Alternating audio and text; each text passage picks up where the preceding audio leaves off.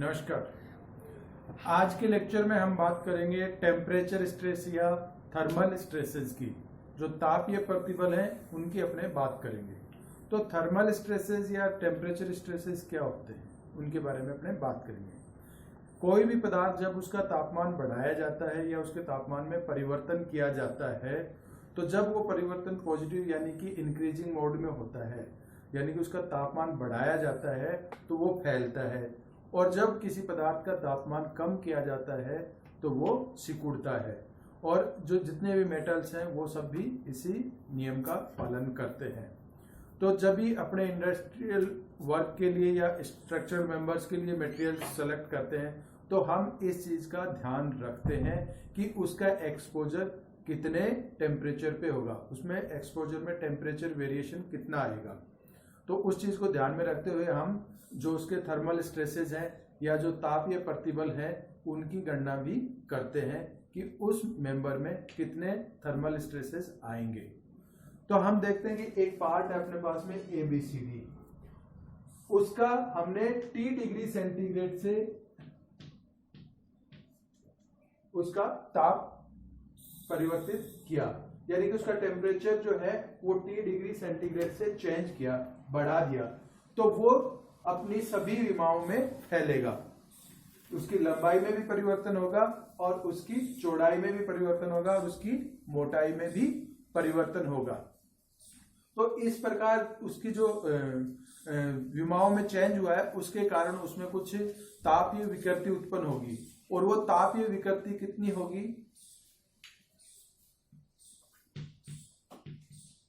तापीय विकृति या थर्मल स्ट्रेन जो है उसको एप्सिलॉन T से बताएंगे, और ये होगी अल्फा इंटू टी।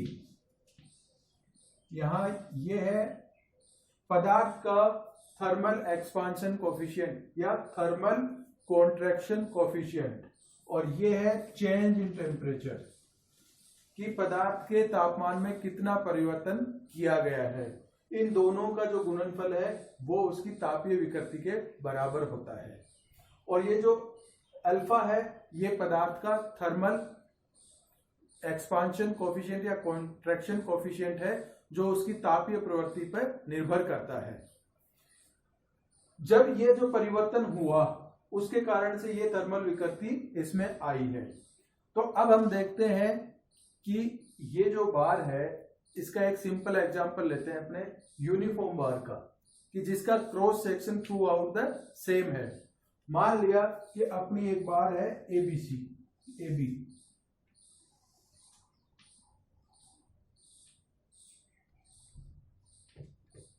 ये बार है AB, और इस बार का जो लेंथ है वो है L, इस बार की जो लंबाई है वो है L। अब इस बार का जो तापमान है वो T डिग्री सेंटीग्रेड से बढ़ा दिया जाता है। T डिग्री सेंटीग्रेड से इसका ताप बढ़ा दिया जाता है या इसको गर्म किया जाता है T डिग्री सेंटीग्रेड से, तो इसकी लंबाई में परिवर्तन हो जाता है। और मान लेते हैं कि उसकी लंबाई में परिवर्तन ये है डेल्टा T। तो जब ये लंबाई में परिवर्तन होता है और ये लंबाई L से बढ़कर डेल्टा T बढ़ जाती है, तो इसमें जो स्ट्रेन आएगी वो स्ट्रेन होगी delta T upon L equals to ये थर्मल स्ट्रेन होगी। और थर्मल स्ट्रेन कितनी होती है ये अपने को पता है, यहां से अल्फा इंटू T। तो यहां से delta equals to L alpha T।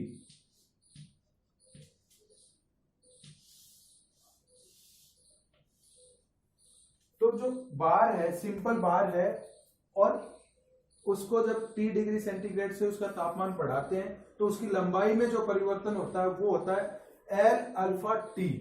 यहां थर्मल एक्सपांशन या कॉन्ट्रैक्शन कोफिशिएंट है alpha, T change in temperature है, L उसकी प्रारंभिक लंबाई है। ये इस केस में जब उसकी पूरी लंबाई को अपन ने फ्री छोड़ा हुआ है एक्सपांशन के लिए, इस पे किसी प्रकार का प्रतिबंध नहीं है या किसी प्रकार का रेस्ट्रिक्शंस नहीं है कि ये जितना एक्सपांड होना चाहे उतना एक्सपांड हो सकती है, फैल सकती है, तो उसकी लंबाई में परिवर्तन पे किसी प्रकार का प्रतिबंध नहीं है। तो इस केस में डेल्टा टी ये होता है। और जब उसमें डिफॉर्मेशन के लिए कोई रेस्ट्रिक्शंस नहीं है, एक्सपांशन के लिए कोई रेस्ट्रिक्शंस नहीं है, तो इस केस में यहां थर्मल फोर्सेस नहीं आ रहे, जितना वो फैलना चाह रही है वो फैल सकती है। तो इस प्रकार के केस में किसी प्रकार के तापीय प्रतिबल या टेम्परेचर स्ट्रेसेस नहीं आएंगे। फिर दूसरा केस क्या होता है, हम इसको रेस्ट्रिक्ट कर दें कि इसको फैलने के लिए जगह ना दें। ये जो बार है इसको अपन ने दोनों सिरों से मजबूती से बांध दिया, दोनों सिरों पे इसको मजबूती से बांध दिया। तो अब इसमें टेम्परेचर बढ़ाया T डिग्री सेंटीग्रेड से, तो एक्चुअल में ये जो बार है ये इस पोजीशन में आना चाहती थी,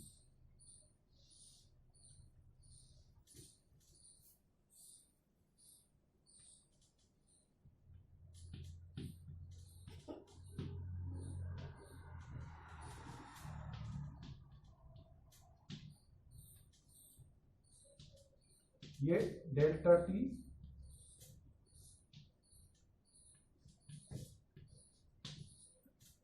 और अपन ने इसको रेस्ट्रिक्ट कर दिया इसी लेंथ पे, अपन ने इसको आगे नहीं बढ़ने दिया। जब ये बार आगे नहीं बढ़ रही है और अपन ने फोर्सफुली इसको इतना शॉर्ट कर दिया, तो ये जो डिफॉर्मेशन है इसके कारण इसको रोका अपन ने, तो इसके कारण इसमें कंप्रेसिव नेचर के तापीय बल कार्य करते हैं जो इसकी लंबाई में वृद्धि को रोकते हैं, जिसके कारण से इसमें स्ट्रेसेस डेवलप होते हैं। और इस प्रकार से जो स्ट्रेसेस डेवलप होते हैं उन स्ट्रेसेस को हम टेम्परेचर स्ट्रेसेस, थर्मल स्ट्रेसेस या तापीय प्रतिबल कहते हैं। और ये प्रतिबल कितने होंगे, अपन ने कितना डिफॉर्मेशन रेस्ट्रिक्ट किया है, डेल्टा टी। तो जो प्रतिबल होगा वो होता है विकृति इंटू प्रतिबल इक्वल बराबर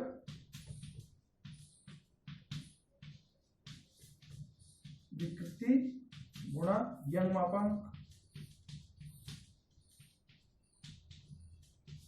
हुक के नियम से अपने जानते हैं। तो उस केस में अपने पास में स्ट्रेस जो है वो है पीटी, पीटी इक्वल्स टू विकृति इंटू यंग मापांक। और विकृति कितनी है, विकृति है इसमें अल्फा टी इंटू ई। तो stress T equals PT equals to E alpha T.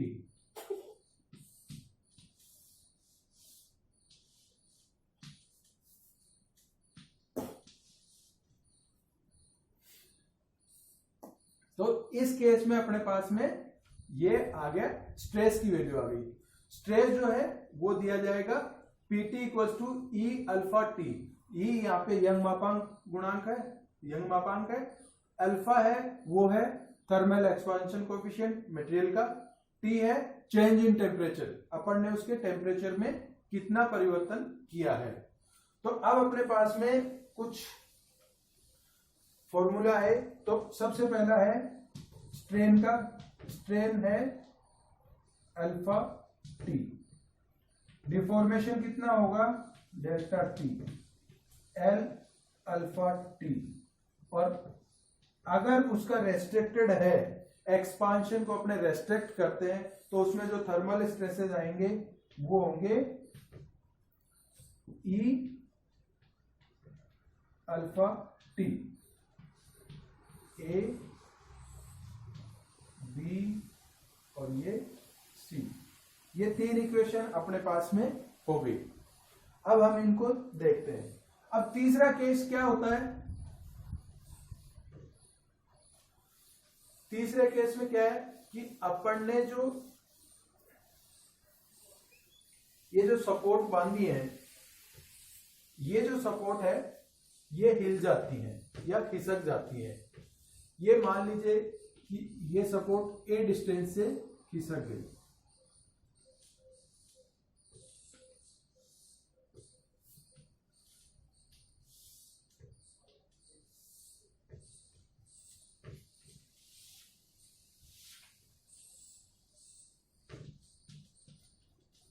ये इस डिस्टेंस से ए डिस्टेंस से ये खिसक गई, तो उस केस में थर्मल स्ट्रेसेस कितने होंगे, ये होनी चाहिए थी अपने पास में एल। लेकिन ये जब इस पे टेम्परेचर स्ट्रेसेस आए और प्रतिबल आए, तो ये सपोर्ट ए अमाउंट से खिसक गई। अब आपके पास में रिमेनिंग डिफॉर्मेशन कितना बचा, ये डेल्टा टी होना चाहिए था, ये हो गया डेल्टा टी माइनस ए। तो अब जो स्ट्रेसेस आएंगे वो जो पहले वाले इस केसेस के मुकाबले कुछ कम होंगे, क्योंकि यहाँ पे ए अमाउंट उसको फ्रीली एक्सपांड होने के लिए अवेलेबल हो गया, मिल गया है।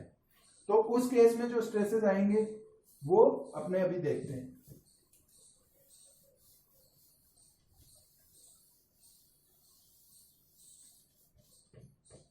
तो अपने पास में डेल्टा क्या है, डेल्टा इस केस में हो गया डेल्टा टी माइनस ए, और स्ट्रेन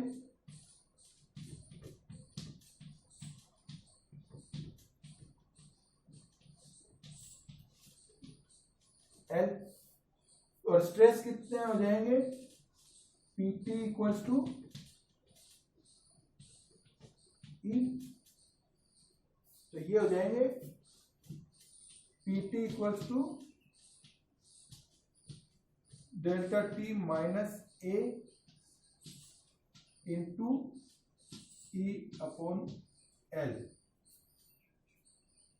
तो ये इसके स्ट्रेसेस हो जाएंगे। अब डेल्टा टी की वैल्यू रखेंगे, तो डेल्टा टी की वैल्यू है L alpha T minus A into E upon L. तो फाइनल जो स्ट्रेसेस होंगे वो होंगे alpha T minus A upon L into E, ये 4। तो इस केस में अपने पास में जो थर्मल स्ट्रेसेस आएंगे वो आएंगे PT equals to alpha T minus A upon L into E.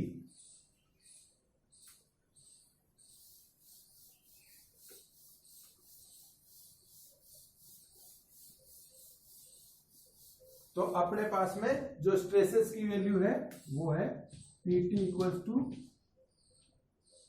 Alpha T minus A upon L into E. ये नंबर डी हो गया अपना। ये कब है, जब सपोर्ट ए अमाउंट से खिसक गई है। तो इसी प्रकार से हम हर कंडीशन में यूनिफॉर्म बॉल बार के लिए है वो टेम्परेचर स्ट्रेसेस कैलकुलेट कर सकते हैं। तो टेम्परेचर स्ट्रेसेस के बारे में ध्यान रखने वाली चीजें जो हैं यहां वो डिस्कस करते हैं। तो टेम्परेचर स्ट्रेसेस क्या है, alpha into T minus A upon L into ई।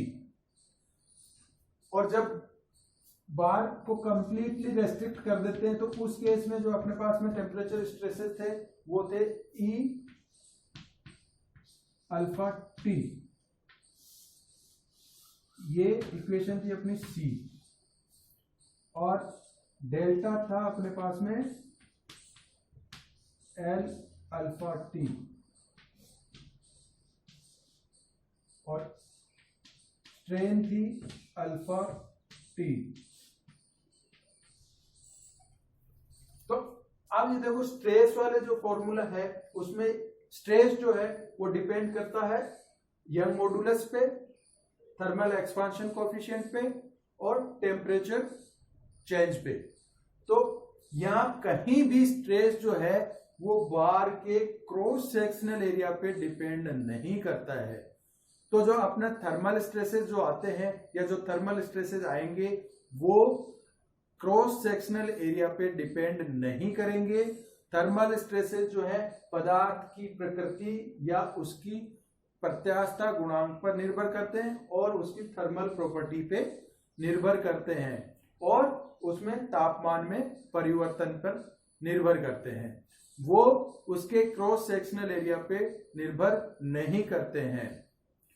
और दूसरा केस क्या है कि जब बार को या पदार्थ को फैलने के लिए पूर्ण आजादी है या संपूर्णता या मुक्त है वो और उसको पूरा स्थान मिलता है, तब उस केसेस में उसमें थर्मल स्ट्रेसेस नहीं आते हैं। तो ध्यान रखने वाली बात है, जब फ्री टू एक्सपांड है मटेरियल या आपका पार्ट या आपका मेंबर, तब उसमें थर्मल स्ट्रेसेस नहीं आएंगे, सिर्फ उसमें थर्मल स्ट्रेन आएंगी, लेकिन थर्मल स्ट्रेसेस नहीं आएंगे। थर्मल स्ट्रेसेस उसी केस में आएंगे जब उसका जितना एक्सपांशन होना है उस टेम्परेचर चेंज के कारण से उतना एक्सपांशन नहीं हो पाता है, उतना स्पेस उसको नहीं मिल पाता है, तब उसमें थर्मल फोर्सेस एक्ट होते हैं और उन थर्मल फोर्सेस के कारण थर्मल स्ट्रेसेस आते हैं। और ये जो थर्मल स्ट्रेसेस हैं वो क्रॉस सेक्शनल एरिया से इंडिपेंडेंट होते हैं, उसका क्रॉस सेक्शनल एरिया पे कोई प्रभाव नहीं पड़ता है। क्रॉस सेक्शनल एरिया का उन पे कोई प्रभाव नहीं पड़ता है।